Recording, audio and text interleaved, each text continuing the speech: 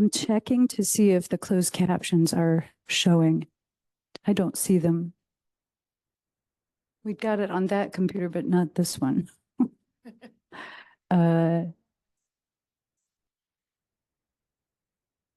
Check.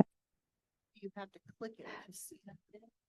Yeah, oh, there it is. I had clicked it about like too many times. Like the, turning on the lamp. So there it is. Thank you, Kim. Another technological victory, and I'm ready when you are. All right, I'm ready. Okay, I think we'll call this meeting to order and start with the roll call. I'm filling in for Stephanie this Oh, morning. good for you. Last month I was Susan Fowler. This time I get to be Stephanie. Susan Fowler. Oh, I guess you're her again. Georgiana Schuster. Here. Kim Fisher. Here. Ann Robin. Here. Leah Taylor. I don't know if. Sure. You count, Leah. You're here.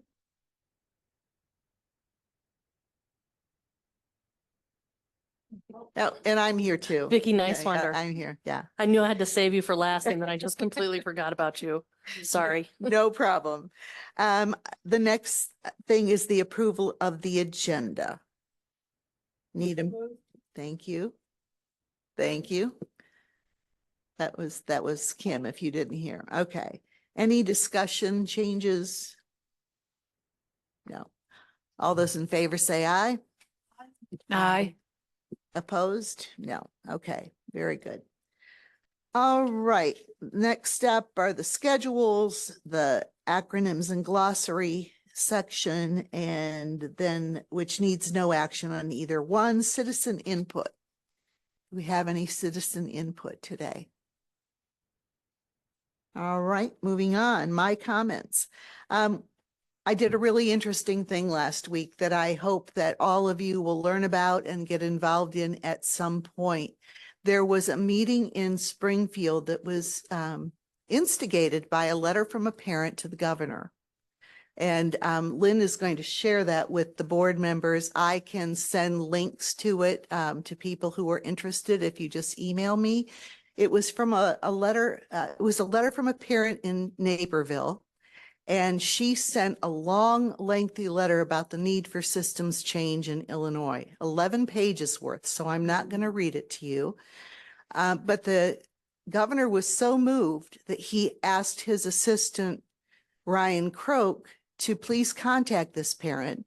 And what it ultimately resulted in was about 50 people meeting in Springfield, including 3 people from the governor's office, several legislators, a number of providers, a lot of parents and self-advocates. It was an incredible day that we spent together, and just the beginning conversation about how the state is now 50th out of 50 states and the District of Columbia in serving people with disabilities, and how that needs to change and why it needs to change. And I hope that all of you at some point can get involved. It was a really terrific movement. And again, as I said, I've got a lot of information I can share with you.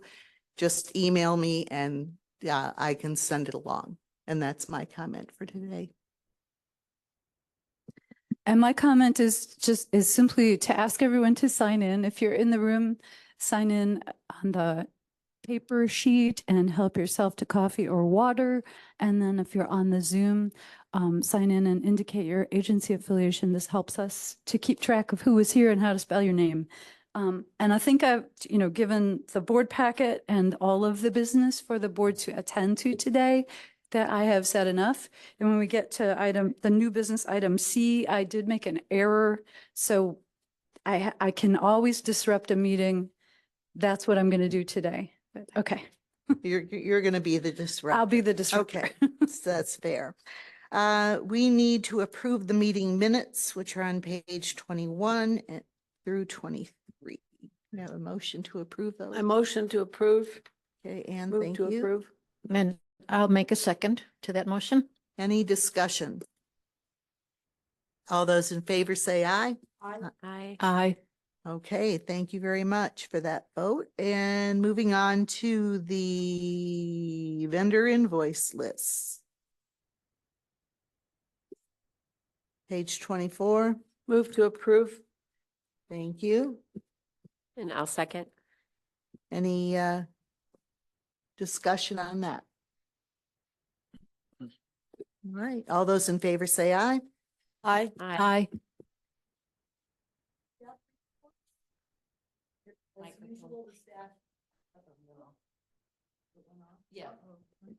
Okay, well, I can, as long as I have somebody to tell me, I'll be good. Thank you for paying attention to that. Okay, staff reports are included. There's no action, of course, needed on this, but as always, the staff has done a really nice job of, first of all, getting involved in doing so much work, but also for reporting it to us. New business, responses to draft fiscal year 25 program summaries and reviews. So where do we go from here? You may have already seen these. These are answers to questions that were either posed by the board during the April meeting or by staff in the reviews of applications. So you can, I don't know if you've all had a chance to read them, but okay. It's 50, starting on page 58 of the packet. Oh, I was looking at the wrong one. oh no, you're right. No, I wasn't. 47. 47? Okay, 47 to 50. got it. Those are Okay. the comments from. Oh, those are just the staff. comments. Yeah. Okay, so there's no action that needs to be taken on that. All right, staff recommendations for funding, page 58 to 72. There we are. Yes.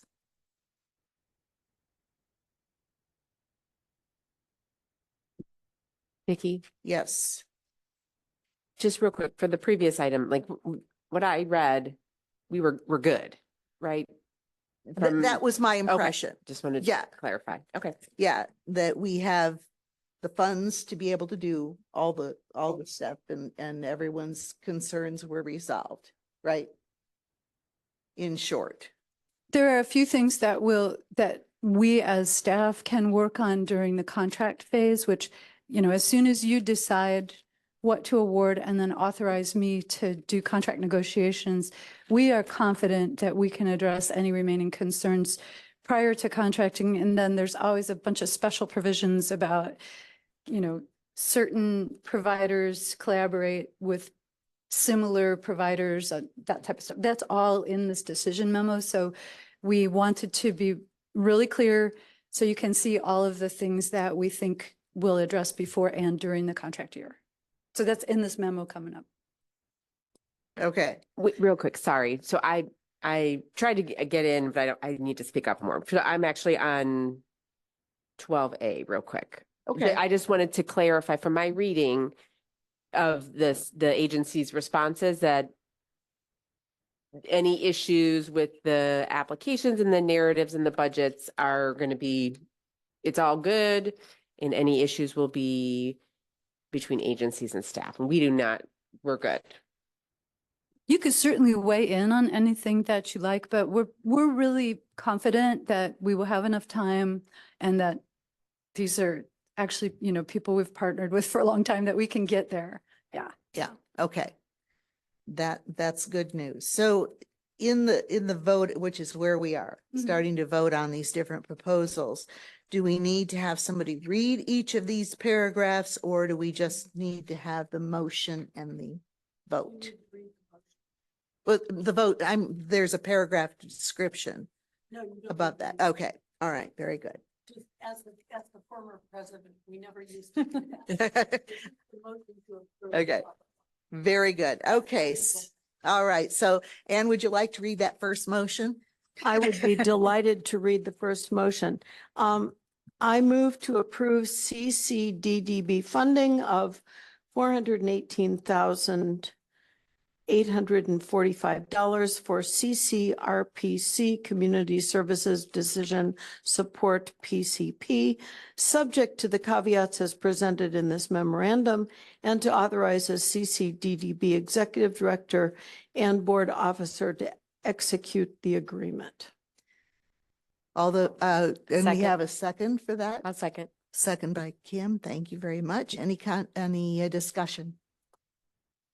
All those in favor say, oh, roll call, that's money. Yes, okay. She's ready. Me? Yep, You look ready.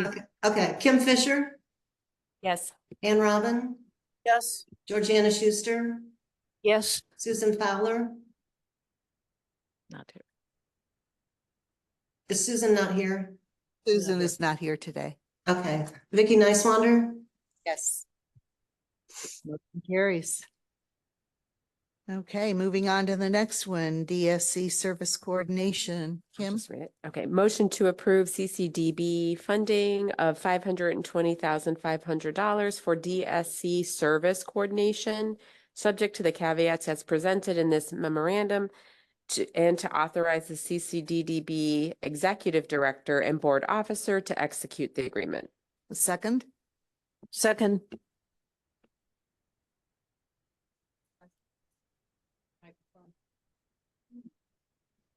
Battery's dying. Okay. Where was I? We need a roll call, please. Ann Robin, Yes. Georgiana Schuster, Yes. Kim Fisher, Yes. Vicky Nicewander. Yes. And the motion carries. Home Life. Georgiana, you want to take that one? I will.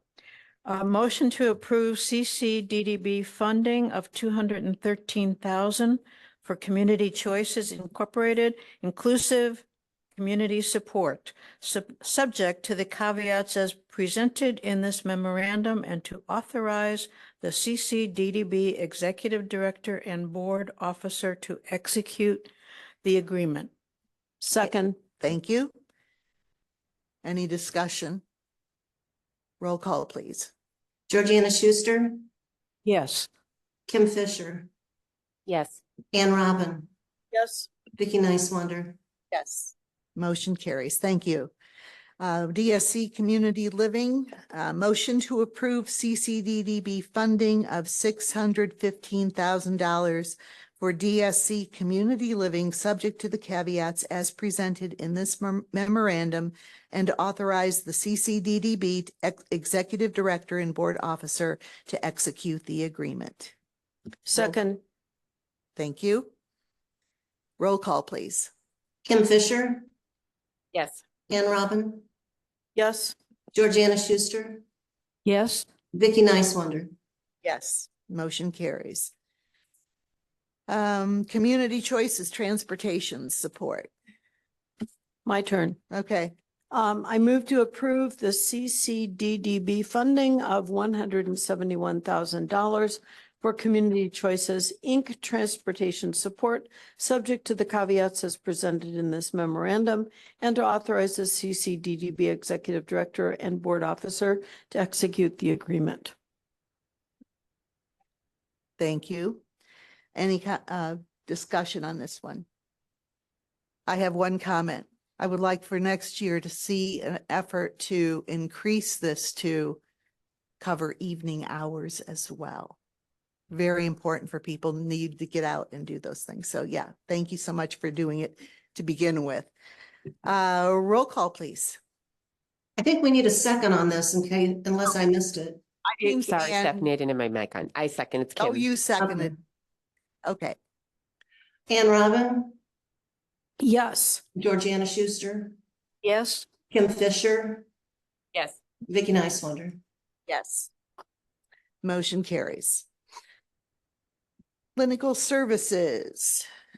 Okay, I'll take that one. Motion to approve CCDDB funding of $260,000 for DSC clinical services, subject to the caveats as presented in this memorandum, and to authorize the CCDDB Executive Director and Board Officer to execute the agreement. And we need a second. I will second it. Any discussion? Roll call, please. Georgiana Schuster, Yes. Kim Fisher, Yes. Ann Robin. Vicky Niswander, Yes.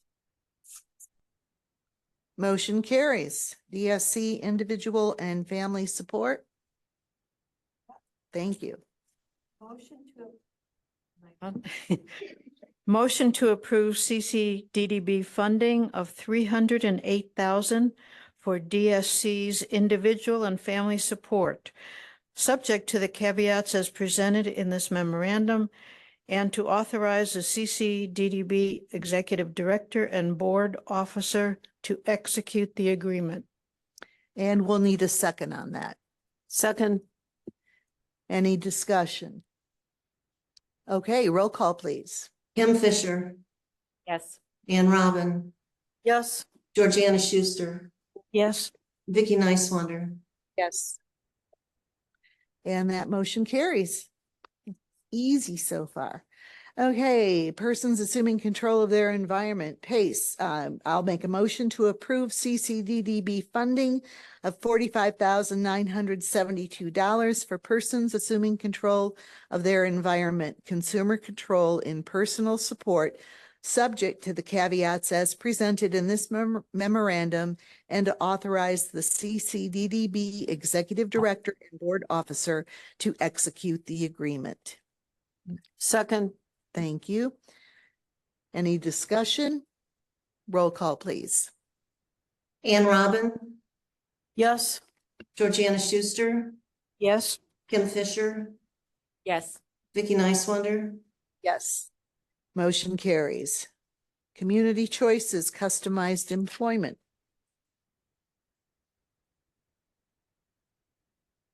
Ann, you want to take that one? I move to approve the CCDDB funding of $239,500 for Community Choices, Inc. customized employment, subject to the caveats as presented in this memorandum, and to authorize the CCDDB Executive Director and Board Officer to execute the agreement. I will second that. Any discussion? Roll call, please. Kim Fisher, Yes. Ann Robin, Yes. Georgiana Schuster, Yes. Vicky Niswander. Yes. Okay, Georgiana, you want to take the next one?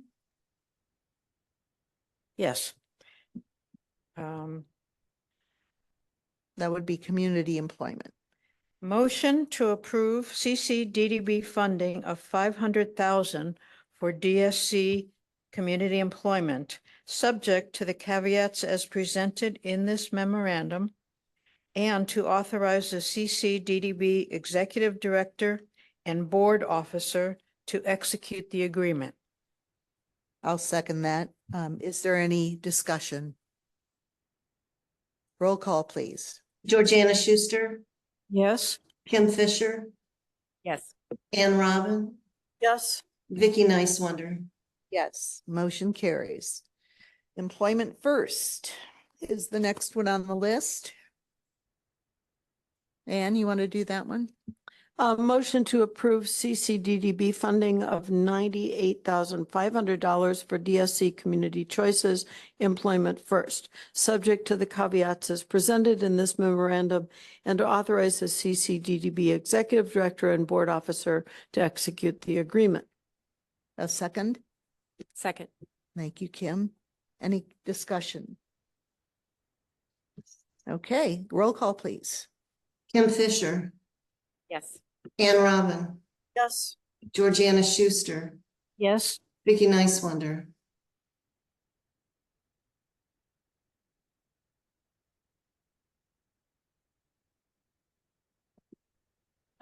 Motion carries.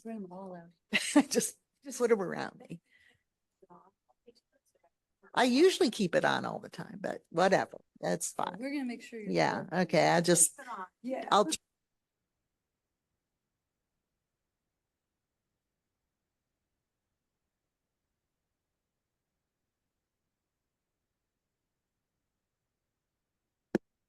Yes, and Kim, can you take that one, please? Sure. A motion to approve CCDB funding of, oh wait, did I? Yeah, you got it. Okay, of $213,500 for Community Choices, Inc., self-determination support, subject to the caveats as presented in this memorandum, and to authorize the CCDB executive director and board officer to execute the agreement. I will second that one. Any discussion? All right, roll call, please. Ann Robin, Yes. Georgiana Schuster, Yes. Kim Fisher, Yes. Vicky Nicewander. Yes. Motion carries. The next one is, if Georgiana, if you could take that on 67. All right. Motion to approve CCDDB funding of 950,000 for DSC's Community First, subject to the caveats as presented in this memorandum, and to authorize the CCDDB Executive Director and Board Officer to execute the agreement. Second. Thank you. Any discussion? Okay, roll call, please. Georgiana Schuster, Yes. Kim Fisher, Yes. Ann Robin, Yes. Vicky Nicewander. Yes. Motion carries. Thank you. Connections, motion to approve CCDDB funding of $115,000 for DSC connections, subject to the caveats as presented in this memorandum, and authorize the CCDDB executive director and board officer to execute the agreement. Second. Thank you. Any discussion? Roll call, please. Kim Fisher, Yes. Ann Robin, Yes. Georgiana Schuster, Yes. Vicky Nicewander. Yes. Moving on to CCRPC Community Services. And that one is, let's see, whose turn is it? Yours? Sure, why not? Yes, I'll take it. Motion to approve IDD Special Initiatives funding for CCRPC Community Services, Community Life Short-Term Assistance for a 2-year term with $232,033 contract maximum per year, subject to the caveats as presented in this memorandum, and to authorize the CCDDB Executive Director and Board Officer to execute the agreement pending similar approval by the CCMHB. I will Second. second that.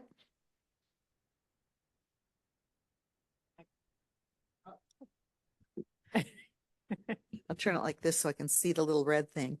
So any discussion on this one? No. Okay. Roll call, please. Kim Fisher, Yes. Ann Robin, Yes. Georgiana Schuster, Yes. Vicky Nicewander. Yes. Motion carries. Workforce Development and Retention. I'll take that. Motion to approve CCDDB funding of 244,000 for DSC's Workforce Development and Retention, subject to the caveats as presented in this memorandum, and to authorize the CCDDB Executive Director and Board Officer to execute the agreement. Second. Thank you. Any discussion? Roll call, please. Georgiana Schuster, Yes. Kim Fisher, Yes. Ann Robin, Yes. Vicky Nicewander. Yes. That motion is carried. Moving on to CC Head Start. And that will be me. Motion to advise the Champaign County Mental Health Board to use $216,800 of IDD set aside funds per year for a 2-year term for CC Head Start Early Childhood Mental Health Services. Second. Thank you. Roll call, please. Well, is there any discussion? No. Okay, I didn't think so. Roll call. Kim Fisher, Yes. Ann Robin, Yes. Georgiana Schuster, Yes. Vicky Nicewander. Yes. Motion carries. And you're up next. Motion to advise Champaign County Mental Health Board to use $16,145 of IDD set aside funds for CU early CU early and to offer a 2-year term. Second. Thank you. Any discussion? Roll call, please. Ann Robin, Yes. Georgiana Schuster, Yes. Kim Fisher, Yes. Vicky Niswander. Yes. Okay, that motion carries. Now we're at contract negotiations and special notifications. This one is a motion to authorize the executive director to conduct contract negotiations as specified in this memorandum. We need a second for that. I will Sec- second that. Oh, go ahead. Oh, we're all seconding. Generous. Any discussion? And this also is a roll call? We can go ahead and do one if you want. Okay, sure, why not? We're on a roll. Georgiana Schuster, Yes. Kim Fisher, Yes. Ann Robin, Yes. Vicky Niswander. Yes. And then we've got another one below that. If you want to take it, Ann. This is a motion to authorize the executive director to implement. No, we did that. We just did We that just one, the did one that. below it. No, she's doing it. No, It's is she? just- It is the same. It's No, the it's- same memorandum. It's not the same. This is the Okay. doomsday So clause. this is the obligations of the board will cease immediately without penalty or further payment being required. Do I need to read that? Yeah. If in any fiscal year, the tax that is levied, collected, and paid into the Developmental Disabilities Fund is judged by the CCDDB Executive Director not to be sufficient for payment as delineated in the terms and conditions under this contract. Therefore, motion to authorize the Executive Director to implement contract maximum reductions as described in this memorandum. It is not the same. So it has to do with reductions. Okay. Right. I will second that motion. Any discussion? The microphone is not on. Any discussion? I seconded the motion, by the way. Okay. Okay, let's do a roll call on that one too. Sure, why not? Kim Fisher, Yes. Ann Robin, Yes. Georgiana Schuster, Yes. Vicky Niswander. Yes. And Georgiana, if you would do the last one on this section, that would be great. Would you like me to read this whole section, the DDB requirements? No, just the motion Just below. the motion, okay. Motion to include in all PY 2025 contracts, the provision for specific exceptions to funding requirements and guidelines as described in this memorandum. I'll second. Kim seconds, okay. Any discussion? All right, roll call, please. Kim Fisher, Yes. Ann Robin, Yes. Georgiana Schuster, Yes. Vicky Niswander. Yes. And the motion is carried, and just want to say thanks to all of our agencies that wrote all these grants and did all the work to put them forth. And it's fun giving away millions of dollars, isn't it? Thank you. Yes. Yes. I also want to publicly thank Susan Fowler and Lynn Canfield for putting together the process by which this board and I believe the Mental Health Board are now reviewing all of these contract requests. This process has been going on for a number of years now, very successfully, and has streamlined and made it possible to have a meeting like this where we've already had the discussion. People have already thought about the substantive issues. We've already gotten our questions answered. And so we can have a streamlined meeting like this with allocations dispersed. So thanks to Susan Fowler and Lynn Canfield for years ago putting together this process. And thanks to everybody for participating in it. Okay, that's great. Thank you. Moving on to our first decision memorandum of the morning. Recommendations for changes in agency reporting. I think, Lynn, maybe this needs a little of your explanation. And it gives me an opportunity, does this work? Yeah. It gives me an opportunity to make a comment on the last part, which is just while you were going through it, I was struck by, thank you for thanking me for the process, but I want to say thank you to the board for trusting our staff. We take these applications very seriously. I think you could tell, and really look at all of the details. It doesn't matter whether we think it'll be funded or not. We're putting a lot of attention into it. And I think we all, as a group, appreciate the context in which the agencies are operating, where as much as board members and agencies might have dreams of much better things for people with developmental disabilities, we all still have to think about stabilization. It's sometimes quite a downer, but today I'm very grateful that you all trust us to take care of what's happening with this money and to maintain, pretty robust relationships with the agencies in order to make sure that we can be accountable for it. So Yeah. that's my gratitude. And then along those lines, we do need to update processes pretty regularly as we learn what's not working. So this memo starts with some things that we updated during the last application cycle, things that were not working, that were creating barriers for agencies. But on the background, what I really wanted to do was significantly update the reporting requirements that all the agencies have in front of them. This document uses a whole lot of input from the agencies themselves, from members of this board, from members of the mental health board, from a statewide funder, from, our own staff did a lot of research. Like, we were way out of date with the zip codes. So just some very basic things that we had not kept up with.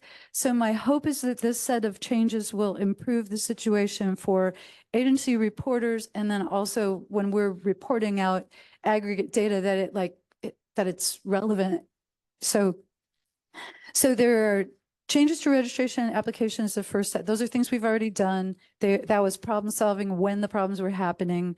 We hope those things will be better. Then here we are in the changes to report categories. We have not been collecting language data, so that's a new question. And we also understand that it could take a while for agencies to be able to collect all these data. So first year can be a transition year for sure. And then the age categories are a little bit matched to the states by adding back 75 and up. And then race categories are updated and also adding ethnicity back into it as it was a long time ago, which this is apparently more standard again. So there are two categories or two items that I missed here. So at the you can go through all of the changes that we're proposing. And then at the very end, well, there are a couple of other, I want to get back to the demographic categories, but we also have had a long-standing problem around the variance reporting, that the requirement we have is not really a one-size-fits-all. So after many conversations between Chris and agency reporters and myself and our consulting CPA, we wanted to make a very mild update. This still might not work for everybody, but just raising the threshold for per line item to 500 from 100. So that's, maybe still not enough, but it's been a long time in the works. Then the next one was Chris checked in with our consulting CPA and confirmed that the equipment threshold do you want to explain this one? Okay, I mean, I just quoted you in here, just that we should raise the threshold for what counts as a capital purchase, because it's $1,000 is very, very low. So that apparently the new IRS standard is 2,500 anyway. There are some cautions around it, but that's for the agencies and their auditors to move through. For our purposes, that is the thing that In your last motion in the other memo, you are allowing us to update from the funding guidelines. In the contracts, we can now make this change and leave the funding guidelines at that lower threshold without revising the whole funding guidelines. So thank you for allowing us to do that. We think this will be a lot easier for people than the last change. Won't start this year, but we wanted to make sure to include it in any contracts that are for a 2-year term so people know. We are finding it very hard to deal with the Friday deadline and then get payments made on the following Monday. So for all of the quarterly reports, we want to push it to Wednesday. So then we have a couple days to really look at what has been submitted in order to issue payments in a less chaotic way. And Chris never makes mistakes, but I do. So that will be really helpful to me. Okay. So anyway, I have a little bit slightly revised motion for you. Okay. For this, just to add in 2 categories that I forgot. Okay. Okay. Before we read the motion, does anybody have any question or discussion at all? I guess very well explained. Thank you, Lynn. Motion to approve the revised demographic and residency report categories and revised financial variance and equipment expense report thresholds to take effect July 1st, 2024, and to approve the reporting deadline changes to take effect July 1st, 2025, as proposed in this memorandum and with the addition of Native Hawaiian, Pacific Islander, and South Asian to the race ethnicity category. And we'll need a second on that. I'll second. Thank you, Kim. Any discussion? And I think we can do a voice vote on this? Yes, okay. All those in favor say aye. Aye. Aye. Your microphone's out. Off again. Motion, I voted yes and the motion carries.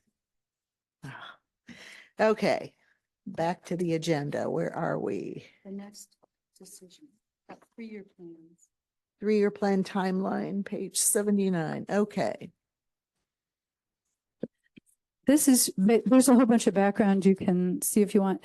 Basically, the DD board is not required to have a 3-year plan at all, but you have always had one since 2005.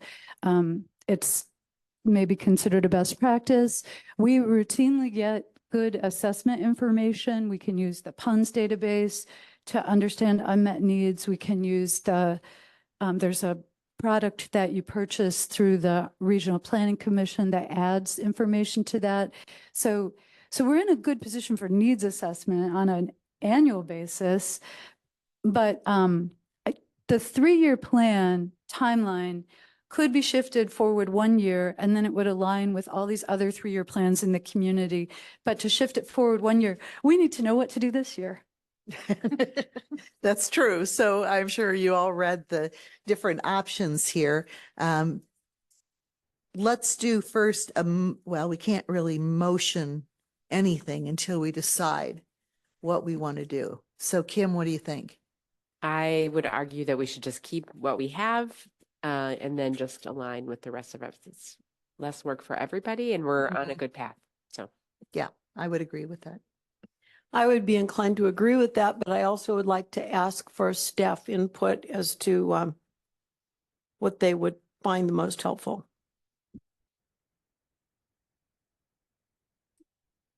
Oh, did someone ask me a question? Yes. What would be most helpful to us? I think that, the extension of the current 3-year plan is where they're starting.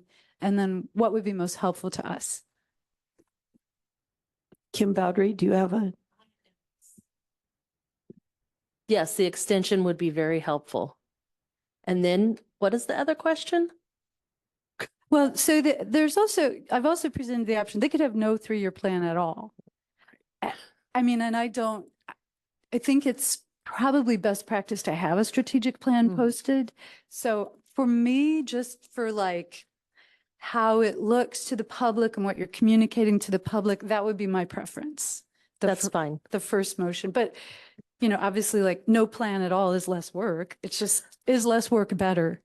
I think it's fine to continue with the first option. I'm sorry, Chris and I were talking about something that I need to do for Chris so he can do his job. So yeah,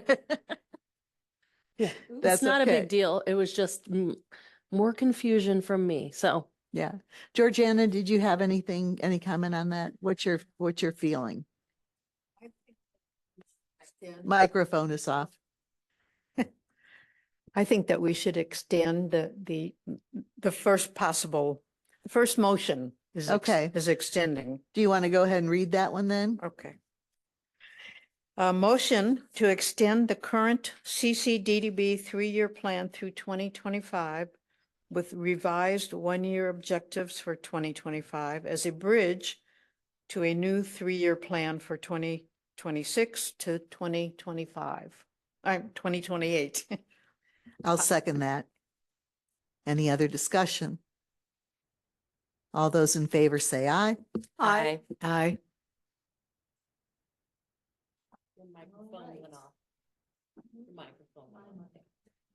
Motion carries. Well, now we have a presentation, so you don't. Oh, need okay. I it. don't have to do anything. Good.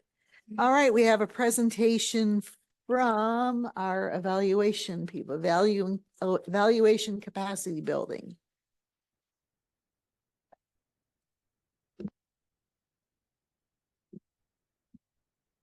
Oh, they must be there because I see the PowerPoint.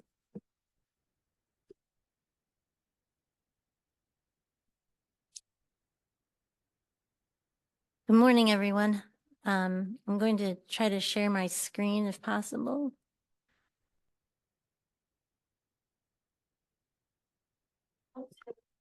No, I think that's the host screen.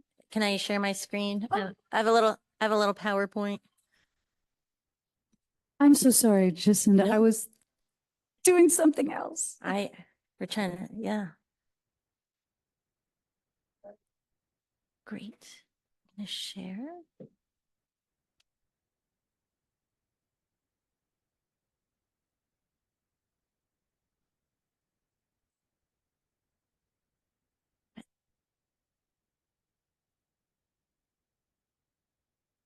Well, good morning, everyone. I'm Jacinda Dariotis. I am Director of the Family Resiliency Center and leading the Evaluation Capacity Building Project. We're super excited to be here today to give you a Cliff Note version of the report, which you see in your packet. And I'm sure everyone was very energetic and read every single detail of it. But if you didn't, here's a Cliff Note version of it. And if you did, this is just a reminder of the highlights.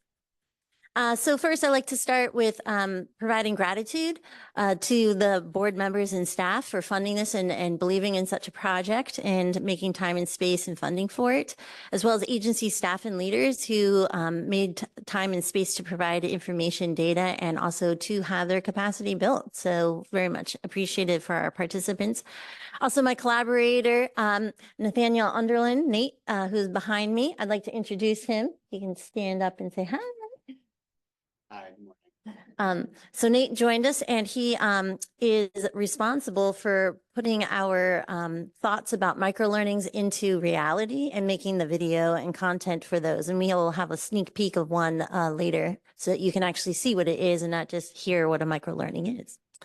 Also, we've had research and evaluation assistants who've helped and also the funding from the boards. So just as an overview of what I'm going to go through today, I'd like to give my takeaways first. So spoiler alert, here are the takeaways.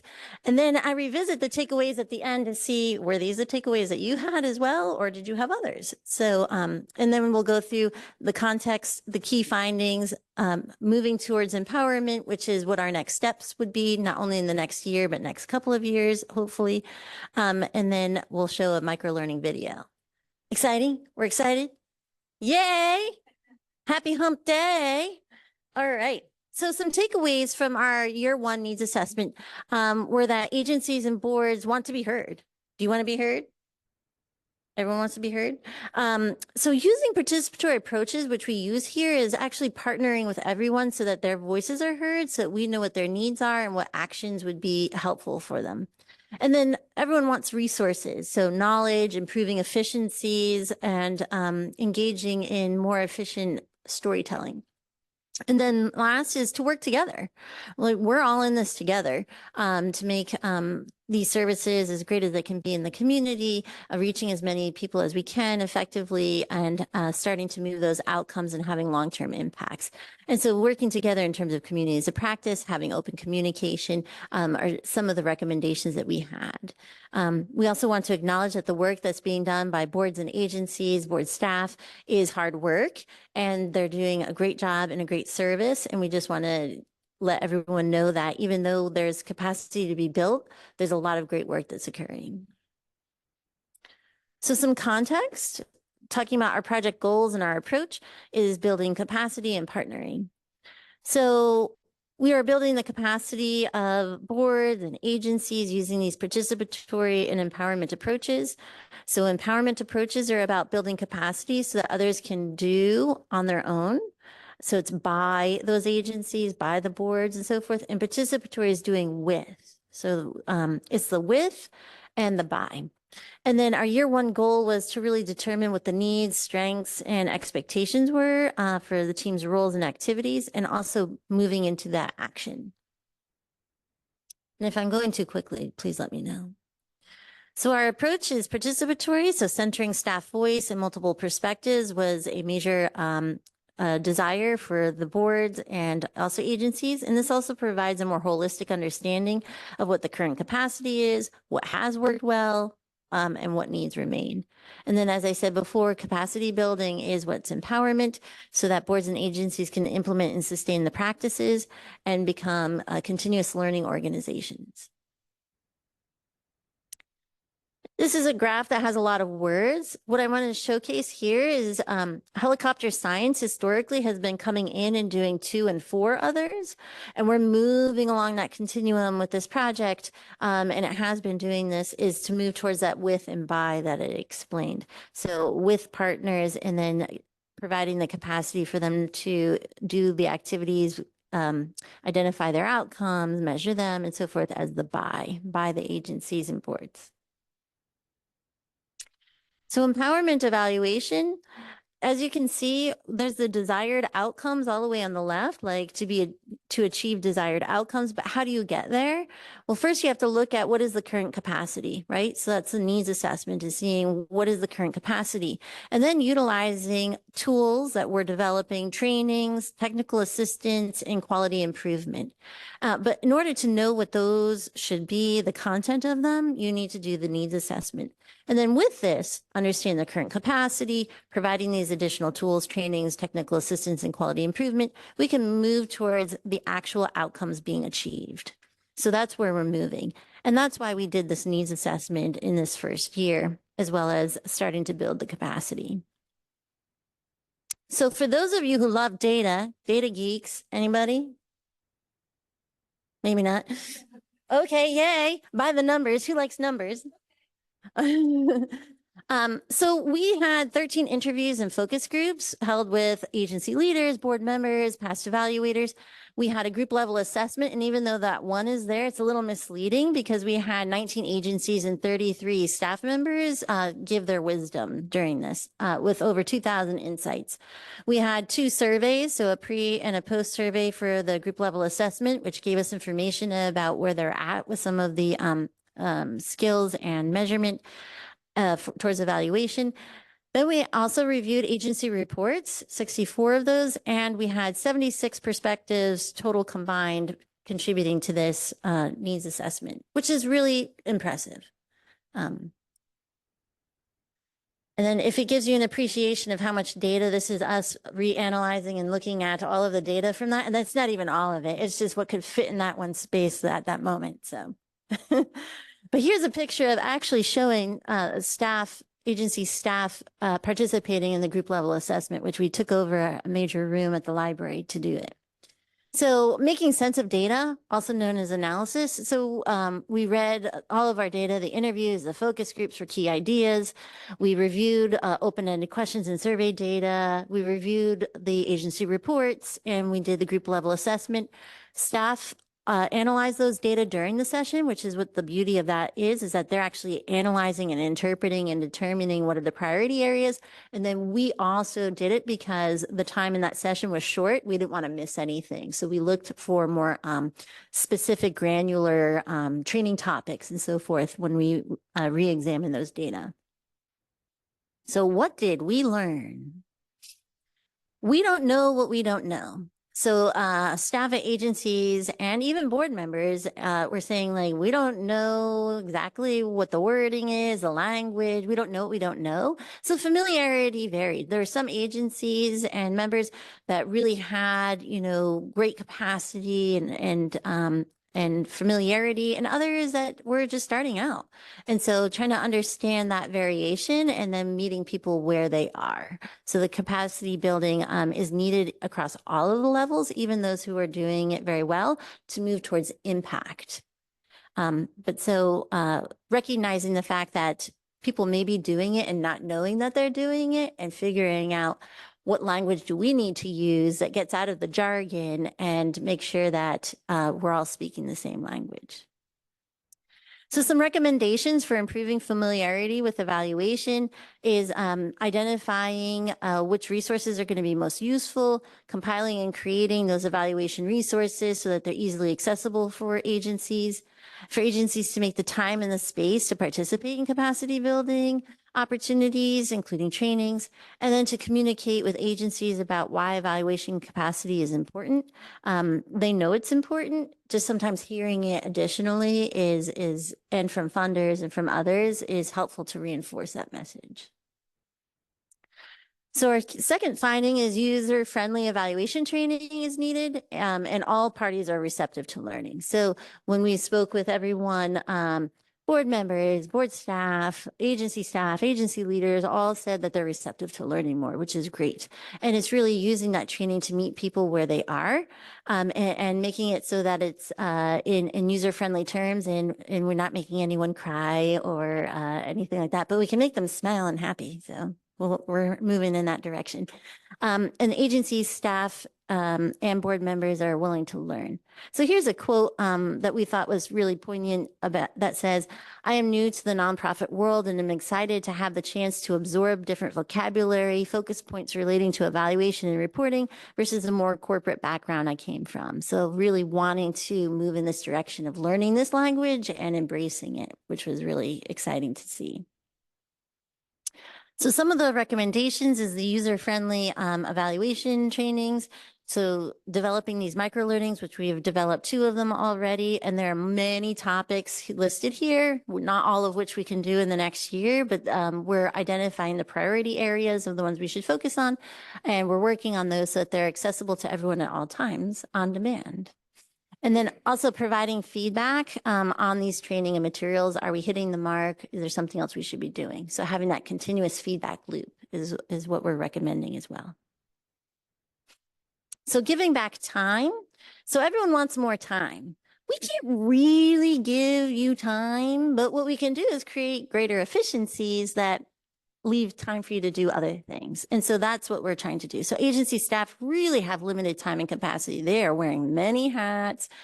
Sometimes the evaluation work is like the 5th thing that they're being asked to do. They weren't necessarily trained in it, and just understanding that they have limited time and finding ways to make sure that what we're asking is not burdensome, but in the long run is creating greater efficiencies. So standardizing tools and so forth. But this is also true of board staff as well, and making sure that their time is being used for what they need it to be, and that we as evaluators can create tools and resources that are easily accessible so that agencies don't have to go to board members or board staff for every question. And so that's what we're working on, and creating greater efficiencies with reporting as well. So our recommendations for giving back time includes technical assistance for agencies that are really needing it, institutionalized knowledge and procedures so that when there's turnover in agencies, it's not reinventing the wheel, that they have created some tools that then can be passed along to the next individuals, training and best practices for data collection and management, because once those systems are more fully smoothly working, then it gives you more time to work on other things. Agencies can make time and space for these and shared evaluation strategies that work for their entire agency so that they're not doing different things for different programs.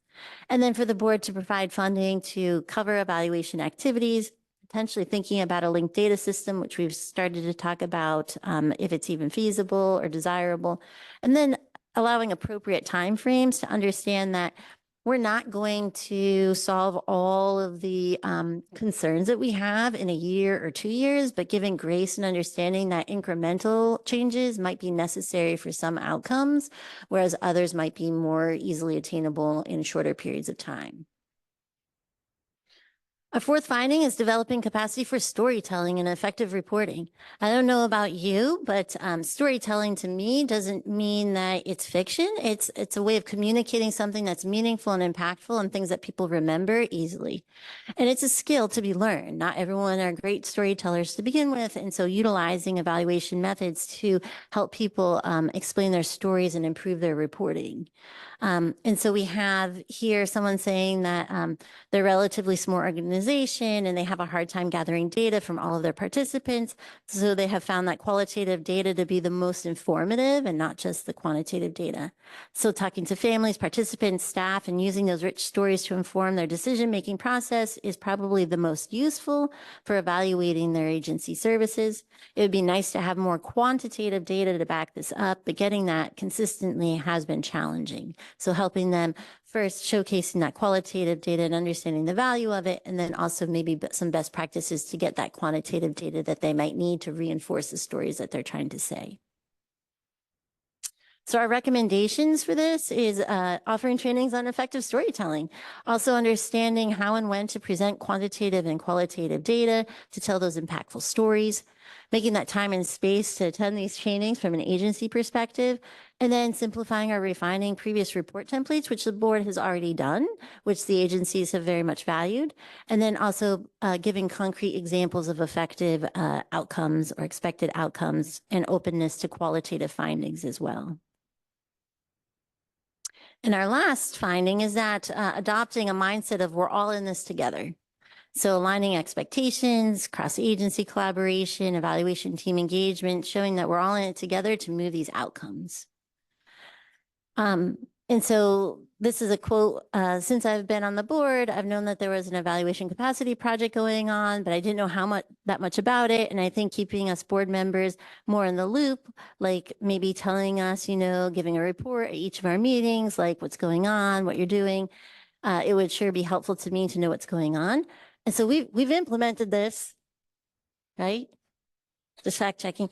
And we think it's important because we are all in it together and making sure that we're being transparent and also communicative so that you know what we're doing and the work that's going on. So continuing to have regular progress meetings and brief agency overview videos. So we're thinking of piloting this where we're working with agencies to tell their story that then can be used for lots of different purposes, including having others understand what they're doing and how they're moving towards their outcomes.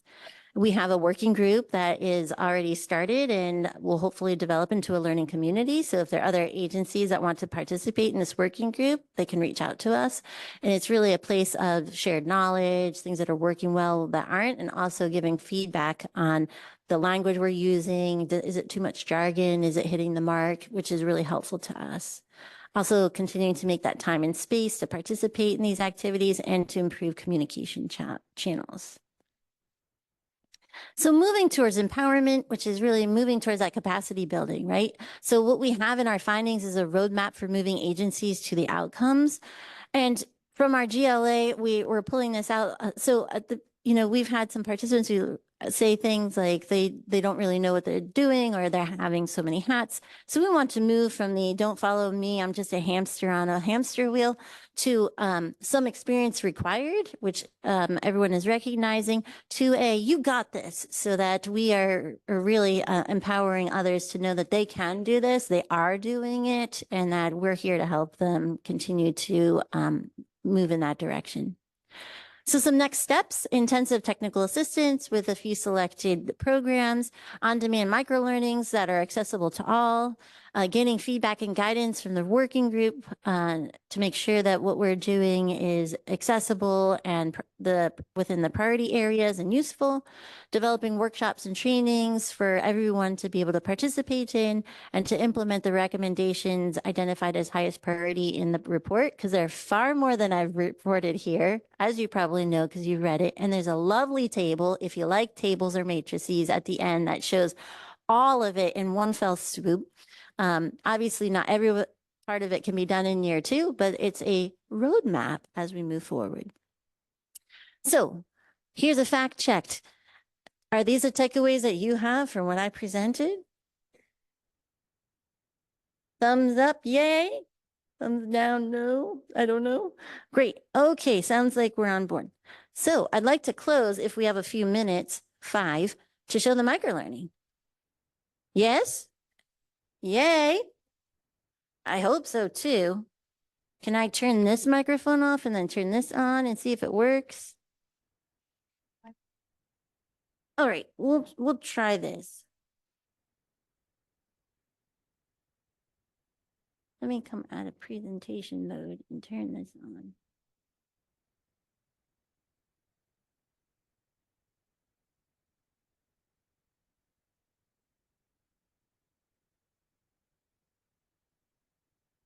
Today we're going to talk about how to avoid overpromising and underdelivering. No. What?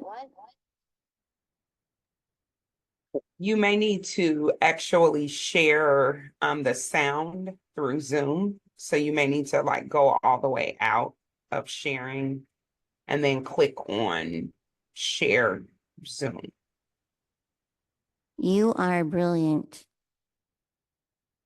So I have to go into. Just share your screen and just make sure that the checkbox is clicked, share sound. Share sound. Share.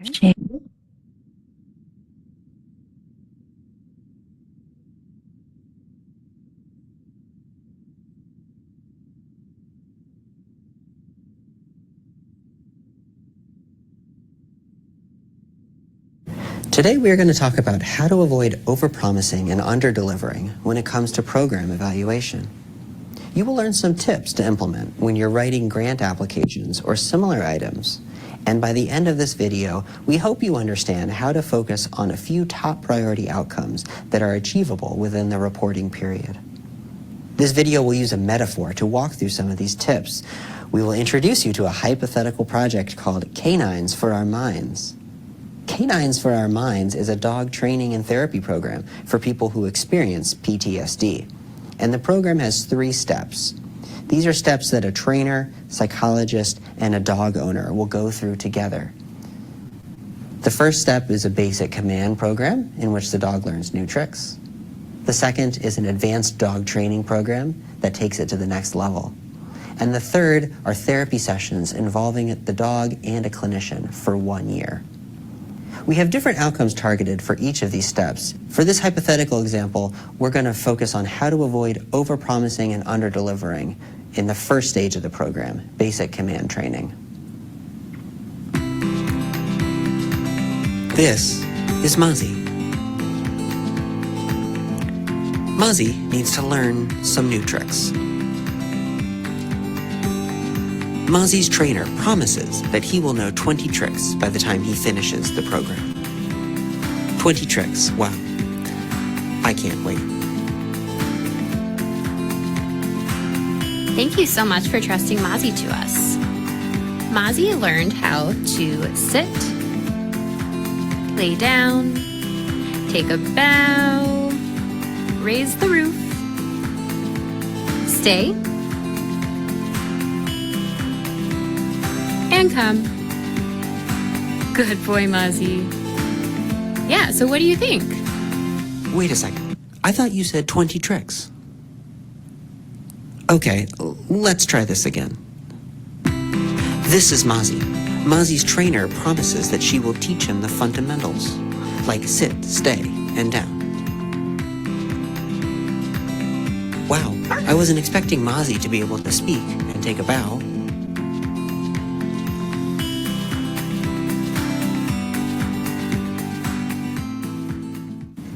And so in the example we just went through, we talked about making sure we only promise the essential tricks. To take this example to the next level, we'll look at a hypothetical list of all the desired outcomes that might result from this program and considering all of the steps of the program.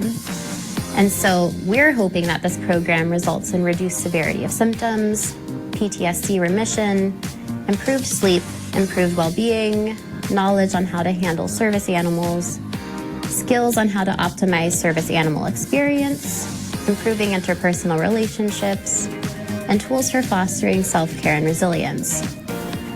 Some of these outcomes could be measured pretty quickly, but some we might not expect to see for a longer period of time. And so being able to report on all of these outcomes would require a really long survey at different time points or other forms of assessment. And that means it would take more capacity to develop, more energy from the participant, and more capacity to analyze and report on those outcomes. Instead, we want to focus on, let's say, the 3 top priority outcomes for this program. So we decided that 90% of individuals should be able to report on reduced severity of symptoms, 90% of individuals report improved well-being, and 100% of individuals gain skills on how to optimize their service animal experience. These outcomes can be accurately measured using clinical assessments, self-reporting, and there are not so many that it would be too challenging to deliver on. Most programs like this hope to see a variety of outcomes, and it can be challenging to pick just a few. But focusing on the most important desired outcomes makes it easier to deliver what we hope to see. Here are some tips for ensuring we can deliver what we promise. Pick 3 outcomes that directly relate to program activities, that can be ideally achieved and measured within the reporting period, and can be measured with reliable and valid measurement tools. So if we think back to our 3 core examples, that 90% of individuals report reduced severity of symptoms, for example, we know that we expect to see a reduced severity of symptoms based on previous literature that says that dogs will help with severity of symptoms. We can also know that we can expect to see these outcomes within the reporting period, and we also know that there are reliable and valid measurement tools for assessing severity of symptoms and well-being. So stay tuned for a new microlearning about choosing and measuring program outcomes. Thanks for watching.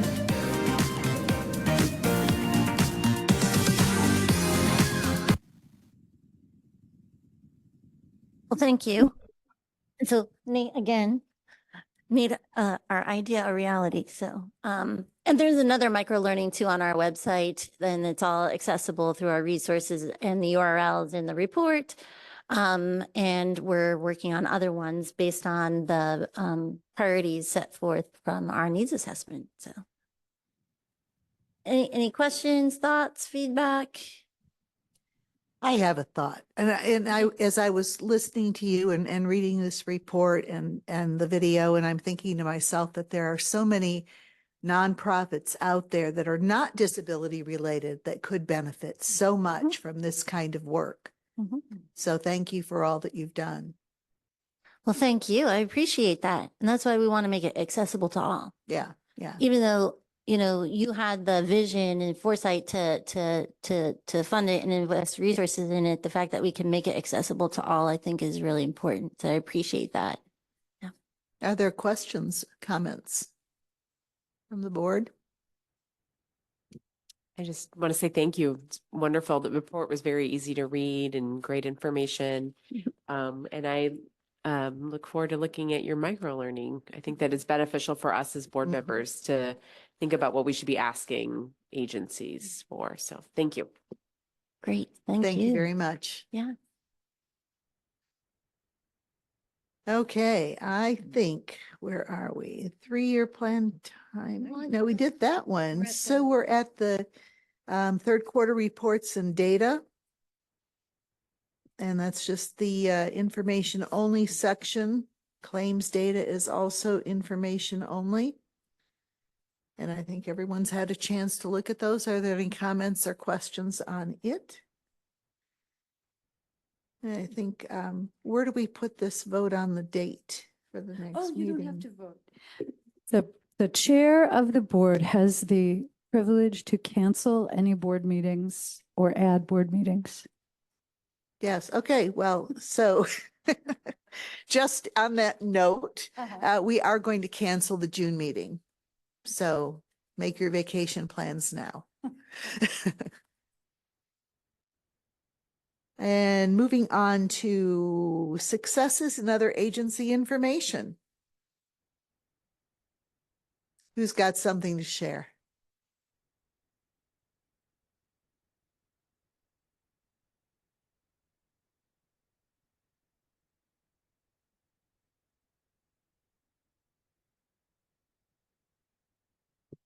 Hi, Patty Walters. I know it's been a really long meeting, so everybody behind me is probably sorry that I got up, but two really quick things. Last Wednesday, we had several advocates go over to Springfield for an advocacy day, and just wanted to share that one gentleman was new to advocating and was very excited about speaking with legislators and brought his own personal issue, but it's a big one that we're all familiar with, regarding the limitations of Social Security benefits for someone who's employed, and also the allowance that they receive if they're living in a SILA setting. So it was really nice for him to be able to speak on his own behalf rather than, kind of always having somebody else do that for him. So that was a great experience, and I see much more advocacy happening with him. And the other thing is, because I mentioned it the last couple of months, the ABLE informational meeting happened last week, and we had between 50 and 60 people in person and virtually. The state treasurer's office did a great job with the presentation. It was a really nice, diverse group of people. There were several that already had an ABLE account established and some that didn't know anything about it. And so it was a good mix of people and information. And we were excited that it was received as well as it was. So I think that's going to gain some momentum with people kind of preserving funding and thinking about, life insurance policies and trusts versus ABLE accounts and things. So it ended up being a really nice forum. So that's all I wanted to share today. Thank you. Thank you, Patty.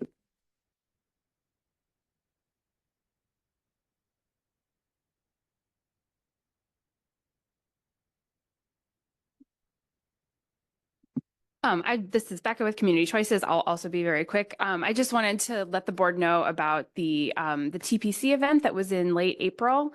I think that was like after the meeting last time. Timelines are getting a little mixed up, but we had about 150 students who attended, and three different presenters in one area, as well as myself and some folks from DSC presenting for folks who might need more longer term supports.